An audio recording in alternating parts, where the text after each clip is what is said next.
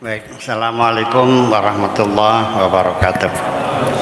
Bismillah, tawakkaltu ala Allah, la haula wa la quwwata illa billah.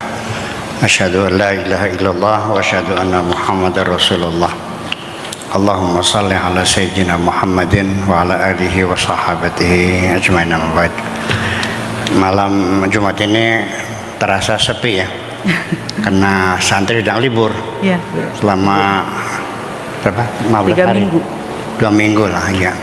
Ya, sampai semester mereka sudah libur, nanti 2 minggu kemudian ya mereka baru datang kembali.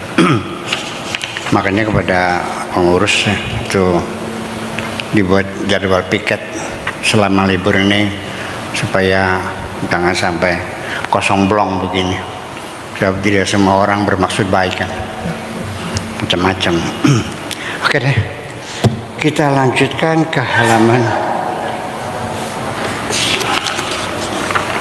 806, alinea kedua. Bismillahirrahmanirrahim. Wa naqifu, ya itu.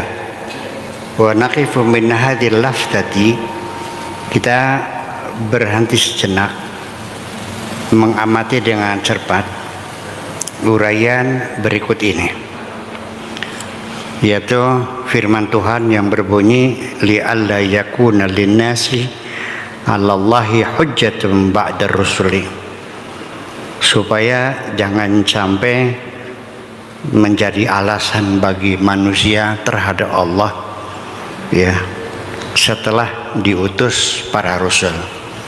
Artinya ketika nanti mereka ditanya di akhirat, kenapa kamu tidak menjalani syariat, kenapa kamu tidak ikut dengan aturan-aturan yang dibuat oleh Allah, mereka mengatakan, ya Allah, kami nggak tahu, kami tidak tahu. Itu makanya Allah mengutus Rasul, tujuannya supaya jangan sampai menjadi alasan bagi manusia untuk berkelah di hadapan Allah nanti. Ya, sebab bagaimanapun juga namanya hukum juga nggak ada berlaku surut. Kalau kecuali di Jerman ya, pada zaman Nazi itu ada hukum yang berlaku surut. Jadinya nggak ada hukumnya setelah diundangkan dan disiarkan, disosialisasikan, baru setelah itu yang melanggar dikenakan sanksi, karena kita sudah mensosialisasikan. Kita juga sering di sini ya, mensosialisasikan tentang perda peraturan daerah ke masyarakat. Itu kadang-kadang tidak selesai 1 bulan. Kenapa demikian? Ya karena kita dari desa ke desa sebanyak berapa? 310 desa di Indramayu ini. 310 desa di Indramayu. Berarti kalau sehari 1 desa berarti berapa desa tuh? Banyak ya? Iya. Kecamatannya 31 kok. Iya, kita keliling muter. Nah setelah disosialisasikan, baru peraturan itu mulai efektif tanggal sekian, yang melanggar dan kenakan sanksi, demikian.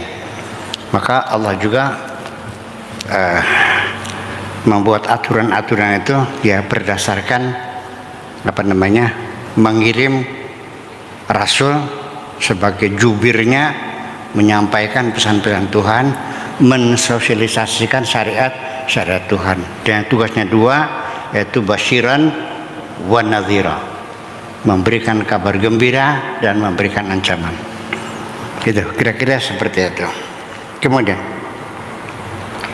amama hasdin minal iha'at al-latifatil amiqah, ya, dengan berbagai macam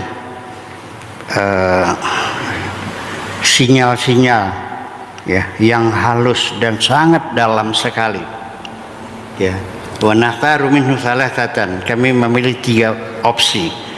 Ala sabilil ikhtisar, secara singkatnya, alladzi la yakhruju bina minal dhilal, yang kira-kira tidak terlalu menyimpang jauh dari acuan kitab Fi Dhilalil Quran ini.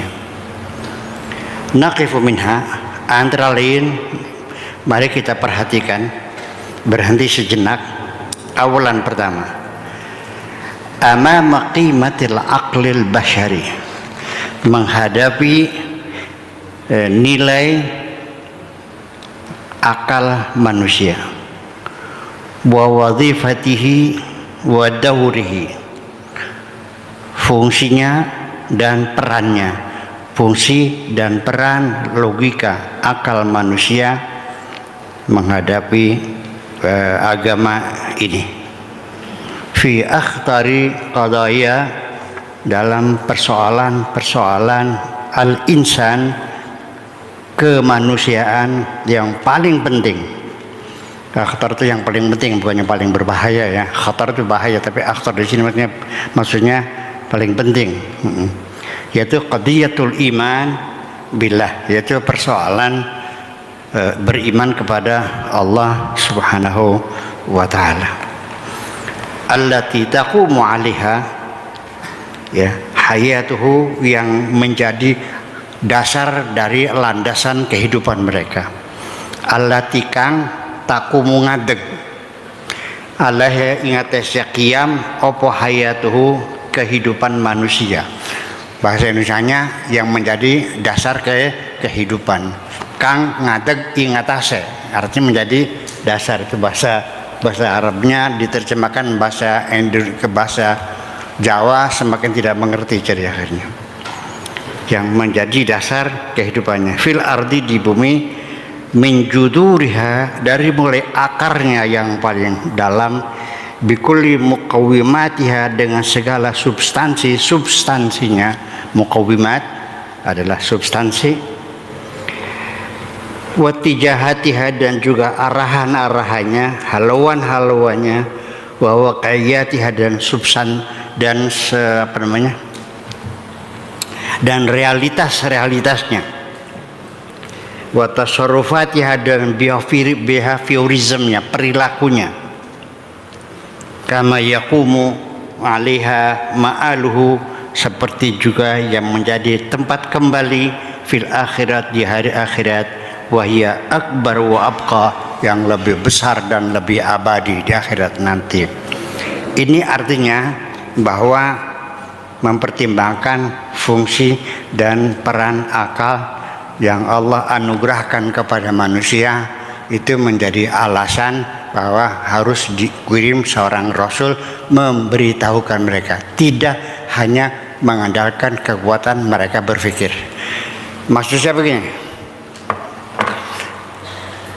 siapapun, bahkan sejak zaman primitif, waktu nenek moyang kita masih pakai koteka, masih hidupnya di pohon nginepnya, ya, tombaknya pakai batu, makan sehari-hari berburu binatang dan dimakan mentah-mentah, belum ada api, orang belum menemukan api, masih primitif. Itu sudah beragama, sudah bertuhan. Manusia paling primitif itu sudah bertuhan. Bagaimanapun otak manusia memproses, melihat fenomena alam semesta dengan halilintarnya, dengan kebakaran hutannya, dengan tsunami-nya, dengan gelombangnya, dengan ularnya, dengan binatang-binatang, buaya dan sebagainya. Itu semua, sebodoh-bodohnya orang pasti akan meyakini ini tidak terjadi semata-mata hanya kebetulan. Keteraturan, ya, ketertiban, keindahan alam semesta ini tidak secara kebetulan, pasti ada yang mengatur. Itu logika sederhana. Akan tetapi dari mana kita tahu Tuhan kita namanya Allah? Kan harus ada yang ngasih tahu. Kalau tidak kan kita Tuhannya menjadi pohon, ya kan, yang dibungkus kain putih. Di sini masih banyak kok. Di Indramayu sebanyak nggak pohon yang dibungkus kain putih? Ya, dikasih menyan. Masih kan? Kemudian di lautan ngebuang kepala kerbau, masih ada kan? Ya, iya. Atau juga sungai. Kayak di Mesir dulu itu setiap tahun itu penyembahan kepada Tuhan Nil itu dengan perawan yang paling cantik yang dikorbankan, ditenggelamkan di sungai Nil itu. Ya seperti itu. Nah, dari mana kamu tahunya Tuhanmu yang mencipta ini namanya Allah? Ya kita tidak menemukan sendiri. Yang memberitahukan adalah Kanjeng Nabi Muhammad Sallallahu Alaihi Wasallam. Bahkan sampai lafaz Allah sendiri Anda tidak tahu dari bahasa apa itu. Bahasa Cina, bahasa Korea, bahasa Jepang, bahasa Persia. Iya, lafaz Allah saja itu pengucapan jelas bukan bahasa Arab dong. Kalau bahasa Arab Allahu, betul nggak? Betul nggak? Kok jadi Allah? Ada bunyi O-nya begitu. Nah itu kan sebagai bisa kita rasakan itu bukan bahasa Arab. Jadi lafzul jalalah itu adalah bukan alam mangkul tapi alam murtajal, yaitu alam ya, nama yang diambil dari bahasa asing.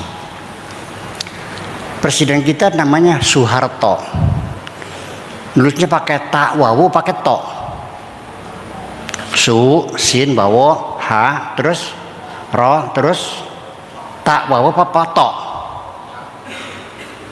nggak pakai to nggak kan Soeharto. Kali ini Soeharto atau Soeharto bo,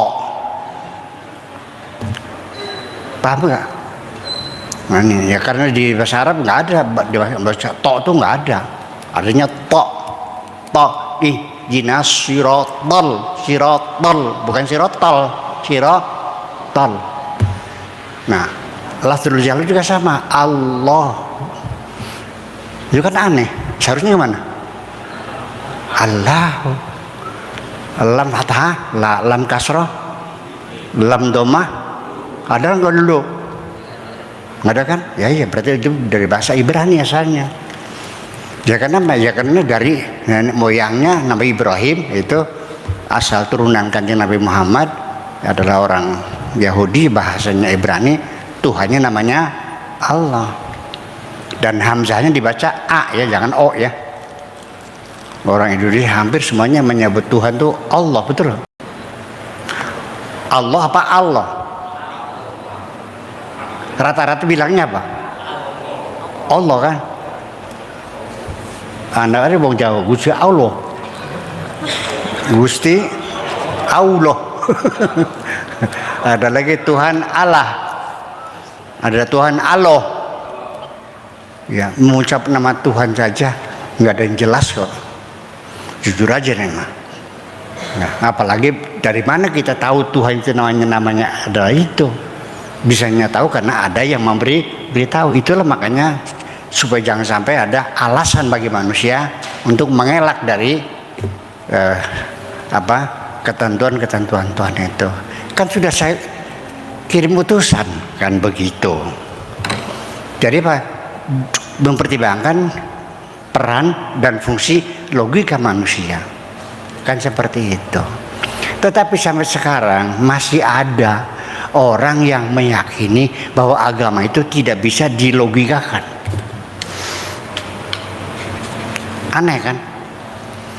Tuhannya mengajak kita untuk berlogika, untuk berpikir. Afala yatadabbarunal Qur'ana am ala qulubihim aqfaluha ya ulil absar ya ulil albab inna fi dzalika la ayatin liqaumin yatafakkur yang tadabbur yang ta'ammul. Setiap halaman macam. Tapi sampai sekarang masih ada orang yang meyakini bahwa agama tidak bisa dilogikakan. Bagi saya, kalau tidak masuk akal, bagaimana saya bisa meyakini?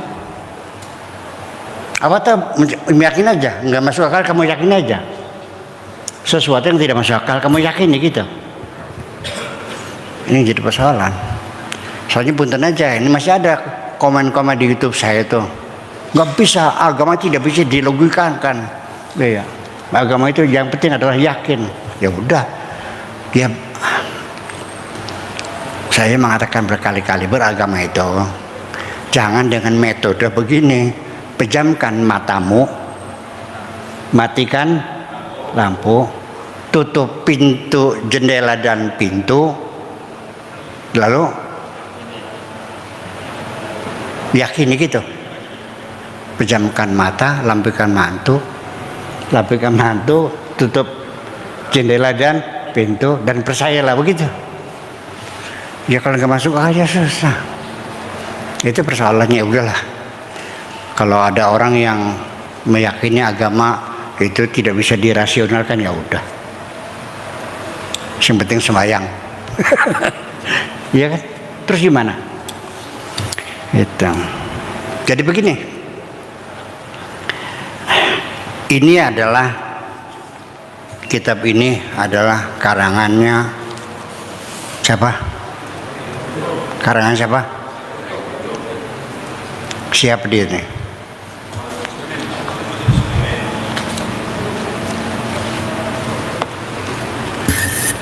Saya baca biar jelas. Ini biqalam Sayyid Qutb. Ini tokoh besar dalam organisasi dunia Ikhwanul Muslimin yang sangat radikal. Kenapa dibaca di sini? Ya,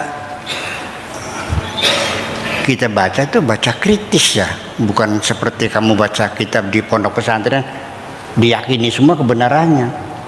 Ya kalau seandainya tidak cocok ya kita komentari, kan begitu. Kalau bagus kita terima, kita masalah kok. Ya kita tidak bisa menghukum seluruhnya. Ya banyak yang bagus-bagus, ya yang radikal nanti saya terangkan begitu. Nah ini mempertimbangkan logika semacam ini, sebab bagaimanapun juga ada kekhawatiran orang Islam ketika mengkritisi Al-Quran, hadis, kemudian hukum-hukum fikih yang sudah menjadi buku-buku mu'tabarah di pesantren, itu takut murtad. Saya bilang jangan takut murtad. Dipahaminya saya mendorong orang suruh murtad. Padahal ketika engkau berpikir salah benar tetap dapat pahala kok. Jangan takut berpikir yang nantinya menjadi murtad. Berpikirlah bebas, silahkan. Kalau salah dapat 1 pahalanya, kalau benar dapat 2. Yang salah adalah yang tidak berpikir. Paham nggak? Wa idza asaba falahu ajran wa idza akhta'a falahu ajr wahid. Benar dapat 2, salah dapat 1. Yang berdosa siapa? Yang mikir. Sedangkan mikir dilarang gitu. Saya mengatakan nggak usah takut murtad itu bukan menyepelekan kemurtadan, bukan menyuruh anak-anak santri suruh murtad. Gimana? Masa mungkin saya bikin pondok nyuruh anak saya suruh pada murtad, ngaco kamu? Ya tapi kan begitu. Gitu. Tapi yang usah dijawab. Nah, komen seperti itu saya tidak perlu menjawab, tidak perlu dijawab. Untuk apa dijawab? Ya nggak usah dijawab, udah abaikan aja, udah terima kasih. Saya doakan mudah-mudahan diampuni oleh Allah dan mudah-mudahan diberi hidayah oleh Allah, itu aja kok. Betul nggak? Orang yang mencaci maki saya doakan. 1, mudah-mudahan diampuni oleh Allah. 2, mudah-mudahan diberi. Udah gitu aja. Salah nggak saya? Ya udah gitu aja. Itu. Jadi artinya ketika seseorang salah paham dari kajian saya lalu berkomentar, tidak perlu dijawab. Kalau dia memang orang yang salah paham dan dia kepengen tahu yang benar bagaimana, mestinya datang ke sini kan, nanya kan. Kalau berkomentar kan berarti sudah menjudgment, sudah menghakimi saya kan begitu. Oleh karena itu tidak perlu dijawab. Dan Anda juga sebagai santri saya tidak usah panas hati, tidak usah marah melihat komen semacam itu, udah menang. Ya, saya tidak mau umat Islam bertengkar satu dengan yang lain. Saya menginginkan umat Islam tidak bertengkar. Apakah Syiah, Mu'tazilah, Ya kan, apakah ahli sunnah, wahabi, qadariyah, jabariyah, murji'ah dan sebagainya? Stop. Biar di sana saja umat Islam saling bunuh-membunuh. Di Indonesia jangan terjadi. Setuju? Saya yakin insya Allah bisa. Karena Indonesia ini negeri yang damai dan cinta damai. Islam di dunia yang paling damai adalah di negeri kamu ini. Iya, kenapa demikian? Karena mayoritas orang NU. Bahkan kita beli di aku lah. Iya, ya itulah kira-kira, dengan tidak merendahkan. Ini baru gurau aja dah. Oke, jadi artinya bahwa kita harus memahami bahwa mengapa Allah tidak menghukum mereka sebelum diutus para rasul kepada mereka, supaya jangan menjadi alasan bagi mereka untuk berargumentasi dengan Allah Subhanahu wa taala. Jangan salahkan kami karena kami tidak tahu. Karena aturannya apa saja kalau dasarnya tidak tahu itu tidak bisa dihukumi, tidak bisa dicatat sebagai dosa. Ini bukan kata saya. Kata Allahnya, la junaha alaikum fima akhta'tum walakin ma ta'ammadat qulubukum. Saya terjemahkan dulu, la junaha alaikum, tidak ada dosa bagi kamu fima akhta'tum. Akhta' namanya khotoya, itu kesalahan karena kebodohan, karena tidak tahu, karena keterpaksaan, itu akhta'. Sayyiat lain lagi mananya, asallahu an yukaffira ankum sayyiatikum. Dzunub lain lagi, ya. Asam ismun lain lagi, ya. Itu makanya kita kadang-kadang yang menjadi lemah itu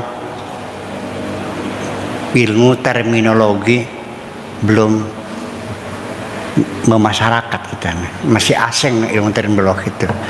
Jadi akhirnya kadang-kadang kita tidak pernah memberikan persepsi yang benar. Jadi serampangan aja tuh, garis umum garis besar aja kan gitu. Ya benar sama itu. Nah kata Allah, kalau akhta itu la junaha alaikum, tidak ada dosa atas kamu. Fima akhtatum, apa saja kesalahan kamu, udah nggak dosa. Walakin ma ta'ammadat qulubukum, yang dosa itu adalah kesengajaan hatimu melawan Tuhan, itu yang dosa. Udah tahu tetap maksa. Sudah tahu rentenir itu haram, kamu kerjain juga, ya gitu. Ya kan, sudah tahu babi itu haram masih makan juga. Nah kalau kau nggak tahu gimana? Seperti saya pernah juga nggak tahu, ya dibohong sama mereka. Iya, ternyata apa? Ya itu. Kalau nggak tahu gimana, ya udah, kalau kita sesali tahu. Kecuali sudah tahu maksakan diri, nah itu semacam itu. Jadi artinya bahwa alasan semacam ini juga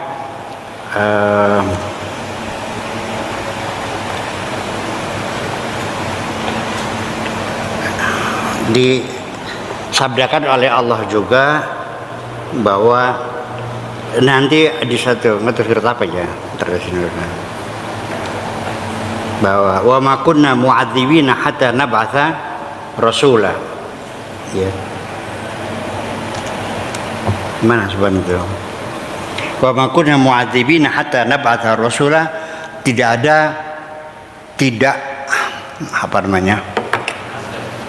kami tidak akan menghukum, ya, siapapun, wa ma kunna mu'adzibina hatta nab'atha rasula, sampai kami mengirim rasul. Itu saja.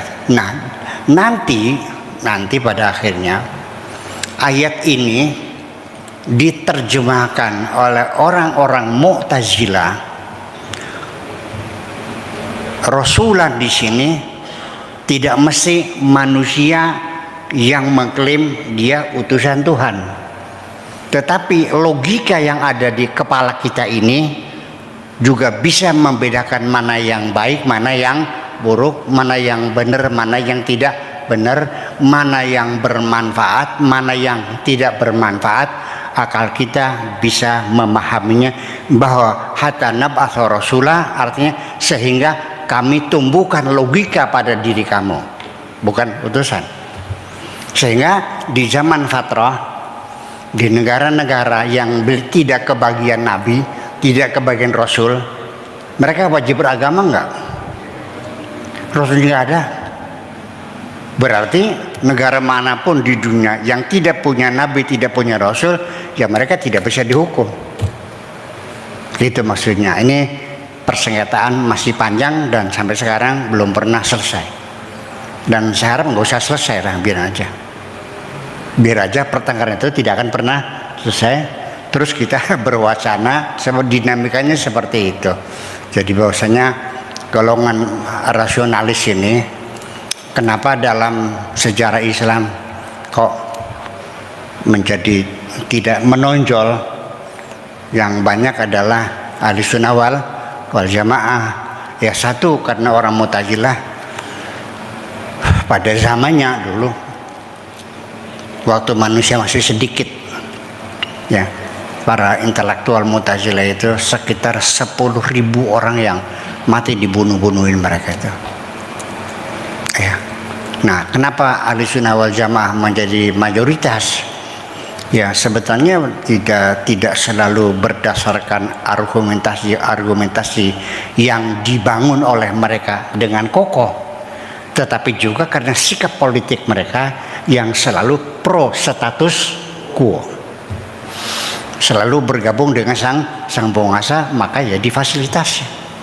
Termasuk pondok pesantren Sadang-Bingan adalah ya kan kelompok ahli sunnah wal jamaah yang juga difasilitasi oleh penguasa.